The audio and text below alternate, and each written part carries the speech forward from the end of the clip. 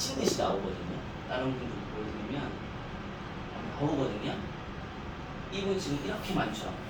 실제로 계약 들어가면 한 분밖에 없어요. 아주 뭐 다른 분 볼까요? 오지영 팀장님 이렇게 많죠. 솔직히 이 계약서 몇 개 들어갔어요, 오지영 팀장님? 많이 들어갔어.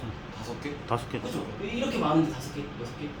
지금 계속 나머지는 결국 진행 중일 중이니까, 수도 예. 있고 이미 빠그라졌는데 그냥 기획자가 예. 말씀하실 수도 있는 거예요. 모르는 거예요. 그렇죠. 빠그라진 것도 있고. 네. 이렇게 많은데도 불구하고 5개밖에 없다는 거예요. 근데 처음 이분들 정말 처음부터 결과만 듣고 안 하려고 하셨을까요? 분명히 아까 말씀드린 것처럼 야 30%가 뭐야 50%도 줄 수 있어라고 하셨던 분들일걸요. 근데 실제로 계약서까지 주시는 분 5개밖에 없다는 거죠. 이렇게 돼요. 이게 진짜 현실이에요. 그래서 말씀드린 거예요. 무조건 결과 나왔다고 무조건 나 돈 벌었다가 아니라 여기까지 레이드를 하셔야 되는 거기 때문에 아까 처음 말씀드렸던 계약서 받으시고 이자서류까지 받고 진행하시는 쪽으로 무조건 하시라고 설명드리는 이유가 2차 서류까지 받으면 빠그라지는 경우가 거의 없어요. 근데 2차 서류 못 받아서 빠그라지는 거예요. 계약서만 받는다고 끝나는 게 아니라 계약서 받아놓고도 빠그라지시는 분 진짜 많아요. 2차 서류를 못 받아서 결과를 보여줬습니다.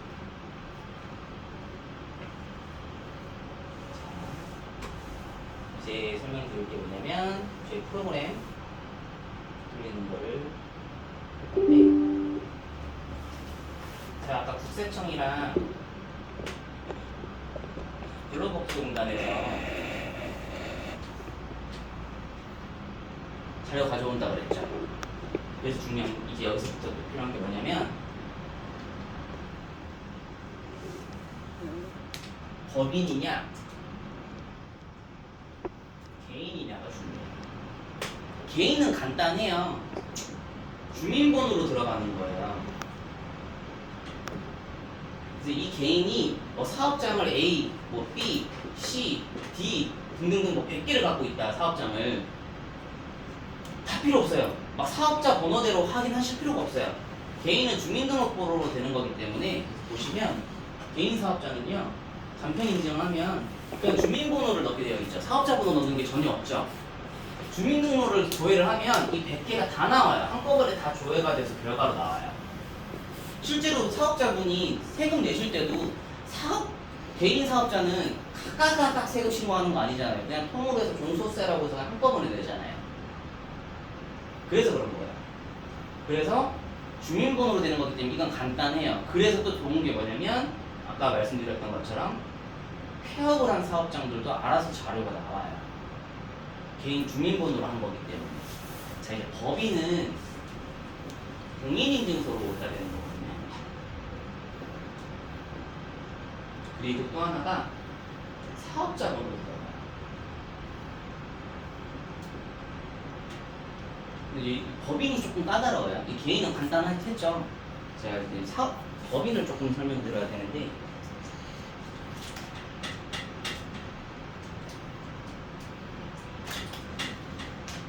법인 들어갈게요. 사업자 번호라고 그랬죠. 여기 보시면 법인은 사업자 번호 들어가요. 예를 들어 법인 A 이 사업자 번호로 해서 공인인증서로 인정을 받겠죠. 이렇게 근데 법인이 하나만 있는 곳은 이렇게 간단해요. 그나마 간단해요. 자, 이 법인들이 대표법인이 있고 밑에 사업을 여러 개 하는 법인들도 많잖아요. 그러면 B, C, D 이렇게 있는 경우가 있죠. 여기서도 또 문제가 뭐냐면 세금 신고는 그래서 어디서 세금 신고를 했느냐가 중요해요. 예를 들어서 각각 세금 신고를 해요. 그러면 이거 4개 다 등록해야 돼요. 근데 돈은 다 벌어오는데 세금 신고를 법인 대표 하나로만 한대요. 그러면 여기만 해도 돼요. 이해되시나요? 세금 신고가 어떻게 들어가느냐에 따라 달라집니다. 두 번째가 세금은 여기다가 다 종합해서 내는데 근로자는 또 각각 신고해 놓은 데가 있어요. 그래서 저희가 조회를 하면 여기가 세금 신고 종소세, 법인세는 나와요. 근데 직원이 없대요. 이런 경우가 발생하거든요. 이게 뭐냐면 세금 신고 다 여기로 해놓고 직원들은 또 각각 신고하는 거. 예를 들어 여기 공장, 여기 사업장, 제2공장 뭐 이런 식으로 하는 법인들 많잖아요. 여기 일하는 사람 여기 신고하고, 여기 일하는 사람 여기 신고하고, 여기 일하는 사람 여기 신고하는 거예요. 그러면 4개 또 다 조회를 해요. 그렇게 해서 여기를 지점화를 해서 여기 있는 등록되어 있는 근로자를 여기 다 집어넣어서 하나로 만들어서 이제 또 신고를 해요. 근데 법인이 조금 까다로워요. 이런 걸 다 파악을 해주셔야 돼요. 그래서 그런데 많이 이런 거예요. 세금 신고를 할 때 여기서 발생하는 수익은, 그리고 근로자는 여기다가 신고를 하고 여기 근로자는 여기다만 신고를 해요. 예를 들어서 여기는 이것만 진행할 수 있어요. 대신 여기서 발생한 것만 경정 청구를 하는 거죠. 여기서 발생하는 수익, 세금, 그래서 세금, 그리고 근로자 여기서 다 신고를 한다? 여기만 하면 또 여기만 또 나오고 있죠. 근데 이걸 다 물어보셔요. 그래서 법인은 조금 까다롭거든요. 그래서 참 모르시겠으면 저한테 전화를 주세요. 제가 뭐뭐 확인하셔야 되는지 알려드리고, 혹은 그 경리나 담당자 있죠. 그분하고 통화를 할 수 있도록 해주시면 법인은 제가 뭐뭐 확인해야 되는지 제가 파악해서 어떤 거 사업자로 돌려주시면 될 것 같습니다. 설명을 드릴게요. 여기서 이걸 왜 그럼 또 설명을 드렸냐면, 공인인증서를 해야 되죠. 폐업을 한 사업 법인이 5년 이내잖아. 그럼 신청할 수 있다고 그랬죠. 아까 전에 폐업 사업자. 근데 법인은 거의 불가능한 거예요. 왜냐면 폐업하고 1년 정도 지나면 공인인증서 폐기되죠. 갱신을 못하죠. 인증을 못해서 못 찾는다고 그러죠. 근데 폐업한 지 얼마 안 돼서 공인인증서가 살아있다, 찾을 수 있어요. 그러니까 이 공인인증서가 살아있느냐 없느냐, 혹은 폐업을 했는데 어떻게든 공인인증서 살려오시는 분도 계시거든요. 이런 건 또 가능해요. 어떻게 인증을 받으면 자료를 가져올 수 있으니까. 근데 인증을 못 받는다, 못해요. 이거는 뭐 법인 대표자, 예를 들어 이거 법인 대표자가 내가 대표니까 자료 달라, 안 줘요. 폐업한 거 인증을 못 받아요. 그럼 무조건 공인인증서 살아있느냐 없느냐가 주는 거예요. 이렇게 진행하시는 거예요. 이해되시죠? 그리고 또 설명드릴 게, 이 법인 A의 대표자가 또 A, B, C 공동 대표예요. 그쵸? 그럼 이거 3명 어떻게 해야 되느냐 하실 필요 없어요. 법인은 법인이에요. 자, 이제 개인 사업장 A예요. 개인 사업장인데 공동 대표 이렇게 있을 수 있죠. A, B. 그쵸? 이럴 때는 이제 어떻게 하시냐면, 요 분을 돌리실 거잖아요. 예를 들어 이분이랑 얘기를 하시잖아요. 여기 공동 대표래요. 그럼 어떻게 하시면 되냐면, 공동 대표면 이분도 하실 건지를 물어보세요. 근데 안 한대요. 예를 들어서 그러면 자료를 넣으시고 난 다음에 지분율을 알려주시면 돼요. 이분이 하신다 하면 간단해요. 둘 다 등록해 놓으면 자료가 있기 때문에 자료로 분류가 돼요. 해주셔야 돼요. 이분도 같이 하시는 게 가장 정확합니다. 근데 안 하실 거면 지분율을 알려주세요 라고 하시면 돼요. 지분율대로 청구를 받으시는 거예요. 이렇게 해주시면 돼요. 이렇게 다 받으시면 어떤 식으로 순서가 진행이 되냐면,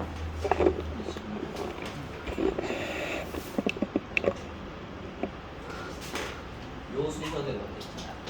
로그인을 해서 이렇게 보면 법인이더라고. 예를 들어서 해보면 사업자 번호를 넣으면 이렇게 이제 공인인증서 입력하게 되어 있거든요. 입력을 했다고 치면 이렇게 돼요. 지금 보시면 홈택스 자료 수신 중이라고 나오죠. 지금 첫 번째 인증이 홈택스에다가 공인 인증을 한 거예요. 그다음에 홈택스 자료를 가지고 오고 있는 거고요. 이거 완료될 때까지 기다릴 필요 없이 바로 그냥 근로복지공단 인증하시면 돼요. 인증을 이걸 누르게 되면 이렇게 화면이 바뀌거든요. 수신 중인데 이제 바뀌었죠. 요 근로복지공단으로 들어갔죠. 여기 인증을 누르시면 또 공인인증서를 넣게 돼 있어요. 두 번째 인증을 했다. 그러면 보시면 진행 중에 지금 자료, 근로복지공단 자료 갖고 오고 있죠. 여기 누구누구 있었는지 다 나와요. 보시면 여기는 지금 현재 직원이 1명이에요. 현재 직원은. 왜? 입사는 했는데 퇴사를 아직 안 했잖아요. 여기는 입사했다 퇴사를 다 했죠. 현재 직원이 아니에요. 옛날 직원들인 거예요. 얘는 옛날 직원들부터 해서 다 등록돼 있는 직원 다 나와요. 그래서 간혹 근데 이런 분이 계세요. 여기가 많아야 고용 쪽에서 실질적으로 제일 환급액이 많거든요.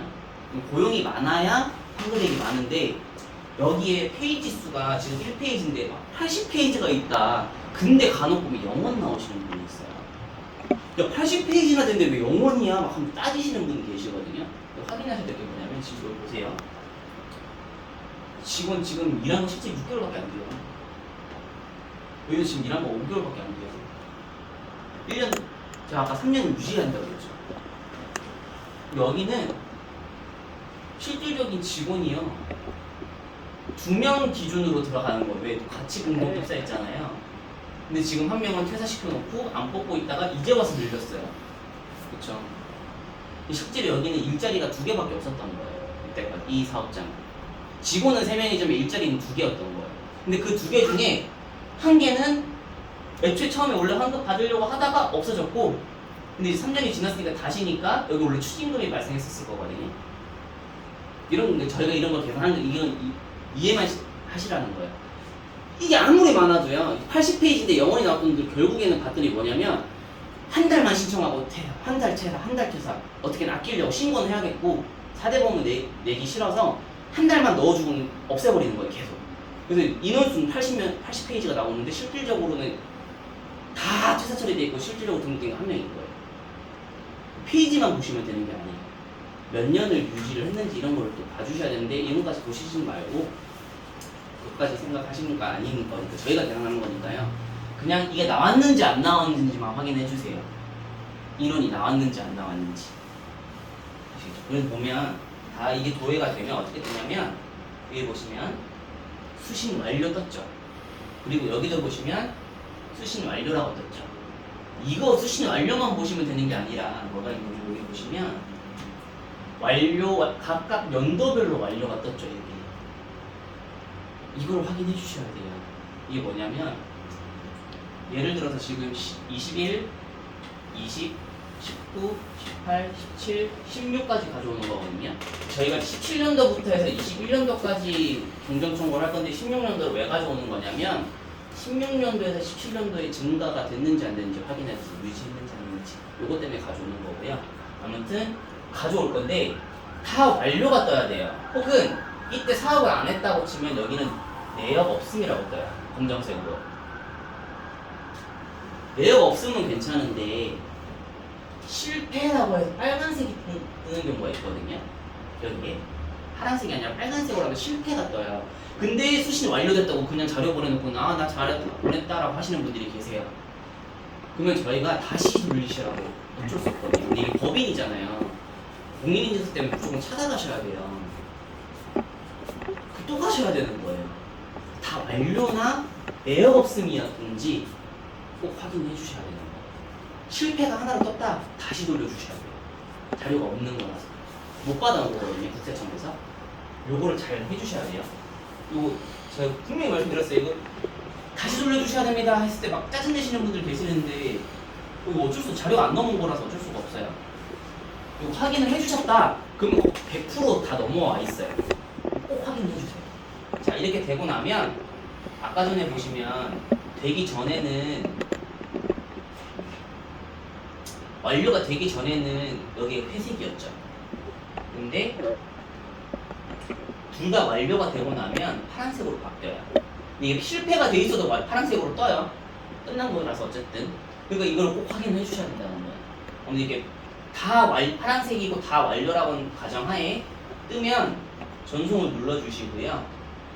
동의하고 자료 전송을 눌러주시고 여기서 마지막에 종료를 눌러주셔야 돼요.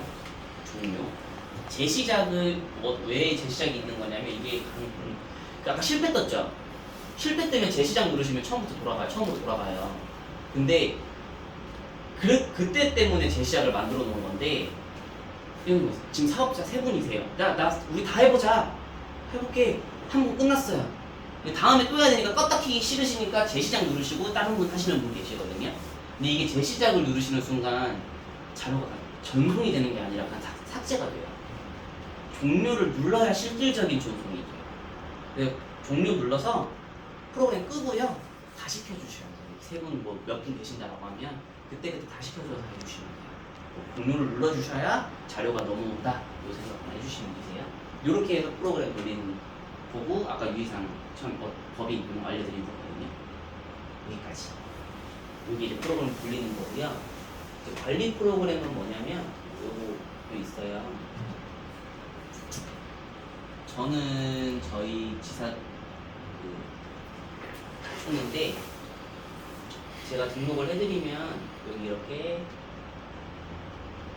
아까 예를 들어 자료 전송을 누르시잖아요. 여기 바로 떠요. 누가 어디 사업장을 며칠에 돌렸는지 뜨거든요.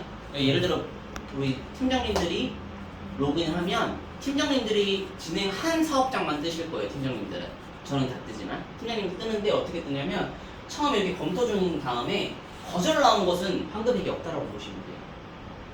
승인 나온 곳이 실질적인 승인이 떨어진 곳이 이제 여기는 환급이 되는 곳이에요.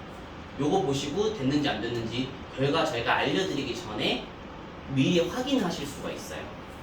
금액은 그래서 승인됐는데 이 정보 보시면 문서 출력에 가시면 이렇게 바로 받으시면 결과 보고서도 받으실 수가 있거든요. 이렇게 받으셔도 되고 이 승인은 떴는데 아직 결과 보고서는 안 올라와서 이 안 뜨는 경우도 있어요. 그땐 조금 기다려 주시면 결과가 올라올 거거든요. 그런 데가 지금 현재 없어가지고 이제 이렇게 보시면 되고 요것만 있는 게 아니라 이렇게 서류 도착한 곳은 서류가 도착했다 바뀌어요.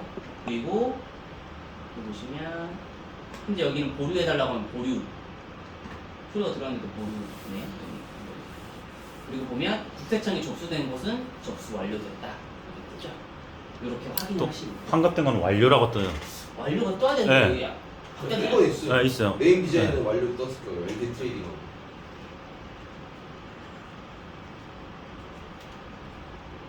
여기 완료라고 뜨네요. 네. 그래서 저는 이제 환급이 완료됐으면 완료로 네. 바뀌거든요. 요거 보고 환급 됐는지 안 됐는지도 확인하실 수 있겠죠. 이렇게 관리를 하시면 돼요. 다 뜨실 거예요. 예를 들어서 뭐 우리 팀장님 이걸로 좀 해볼게요.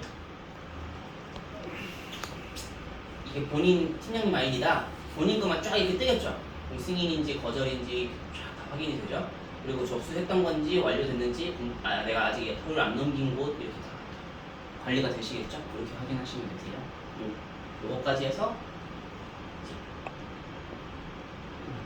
저 서류 작업 중은 이제 계약서 들어온 게 서류 작업 중입니다. 아까 제가 일주일 네. 동안 작업한다 그랬잖아요. 국세청에 넣을 자료로 그 작업 중인 게 서류가 들어와서 작업 중인 접수는 이게 접수로 바뀌면 이제 국세청에 접수가 됐구나 보시면 되시죠. 요 순서대로 진행돼요. 질문이나 뭐 궁금하신 거나